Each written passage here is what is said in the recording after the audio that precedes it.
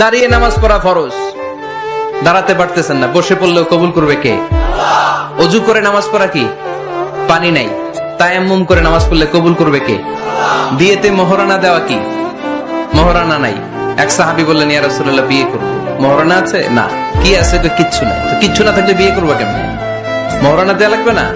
কোরআন পারো? পারি। কয়টা সূরা? এতটা সূরা। এক নারীকে জিজ্ঞেস করলেন, কোরআন পারো? বলে না, পারি না। আল্লাহর হাবিব সাল্লাল্লাহু আলাইহি ওয়াসাল্লাম দুইজনকে বিয়ে পড়ায় দিলেন। আর নারীকে বললেন, মা তুমি কোরআন পারো না, কিন্তু তোমার স্বামী কোরআন পারে। তোমার স্বামী টাকা দিয়ে পয়সা দিয়ে তোমাকে মোহরানা দিবে, সামর্থ্য তার নাই। সে প্রতিদিন তোমার একটু একটু করে কোরআন শিখায় দিবে, এটাই মা তোর বিয়ের মোহর।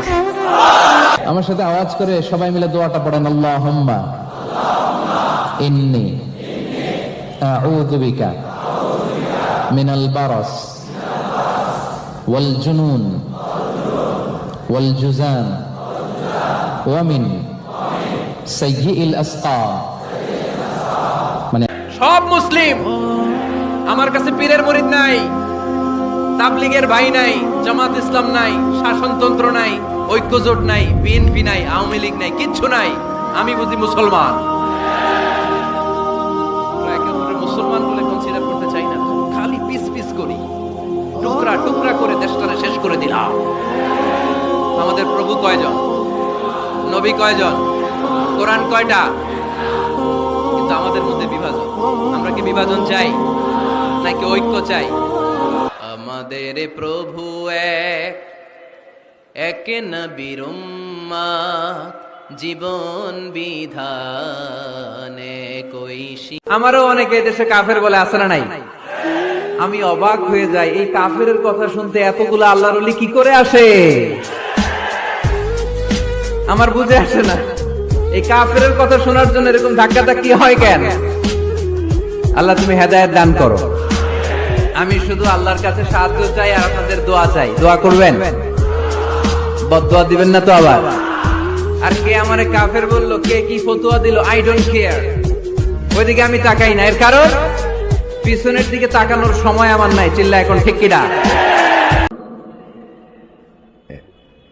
এক মা প্রশ্ন করছে, তোরে এতদিন আমি লালন পালন করে বড় করলাম, জীবন যৌবন তোর জন্য শেষ করলাম, আজকে বউ পাইয়ে বউ তোর আপন হয়ে গেল। এবার ছেলে উত্তর দিচ্ছে, মা আমার মুখ থেকে মা ডাক শোনার জন্য তুমি কি কষ্টটাই না করছো জীবনে। 10 মাস আমারে পেটে ধারণ করলা, খাইতে পারো নাই, বমি করছো, খালি ওষুধ খাইছো, তোমার পেট কেটে আমারে বের করা হয়েছে, 2 বছর আমারে দুধ খাওয়াইছো, পেশাব পায়খানা পরিষ্কার করেছো। বয়স যখন 3-4 তখন তোমার আমি মা ডাকছি। এই মা ডাকটা শোনার জন্য তুমি এত কষ্ট করছো। আর আরেকবারের মাইয়া এই ঘরে আইসাই তোমার মা ডাকা শুরু করছে। যেই মেয়েটা তোমারে মা ডাকে সে আমার আপন হবে। ইসলাম শিখিয়েছে শেষ নিঃশ্বাস পর্যন্ত তোমাকে লড়ে যেতে হবে। এই পৃথিবীতে কেউ কাউকে জায়গা করে দেয় না, জায়গা করে নিতে হয়। এই পৃথিবীটা, the life is not a bed of roses, এটা ফুল বিছানো কোনো ফুল সজ্জা নয়, এটা কণ্ঠকাকীর্ণ। কেউ আপনার স্পেস করে দিবে না, কেউ আপনাকে সুযোগ করে দিবে না, কেউ আপনার জায়গা করে দিবে না, বরং আপনি জায়গা করে নিলে টাইনা নিচে নামা। ইসলাম আমাদেরকে এটাই শিখিয়েছে, কাজ করে খেতে হবে। কাজে লজ্জা নেই, লজ্জা হচ্ছে অলসতায়। লজ্জা কিসে? আজকের আলোচনা থেকে এটা মুখস্থ করে নিতে হবে, কাজে লজ্জা নেই। অনেক স্ত্রী আছে হাজবেন্ডের খালি সন্দেহ করে, এই ওদিকে তাকাই লাগেন, ওই মেয়ের দিকে তাকাই লাগেন, মোবাইল দেখি, মোবাইল দাও, ফেসবুকের পাসওয়ার্ড দাও, ঢুইকা দেখি মেসেঞ্জারে কার সাথে চ্যাট করছে, এই অফিসের ফাইল দেখি, এই এটা দেখি, এই তোমার ইনবক্স চেক করবে, এদিকে দাও। আসলে না এই সন্দেহ ঘরটারে জাহান্নামের টুকরা বানিয়ে ছেড়েছে। অহেতুক সন্দেহ করবেন না। আবার ভাইরা ভাবিদেরকে অহেতুক সন্দেহ করবেন না, এই ওদিকে গেলা কেন, ওদিকে তাকাই লাগেন, এটা করলা কেন, ওইটা করলা কেন, দেখি তোমার মোবাইল, তোমার মোবাইলের গ্যালারি দেখি, লক করে রাখছো কেন, লক করো।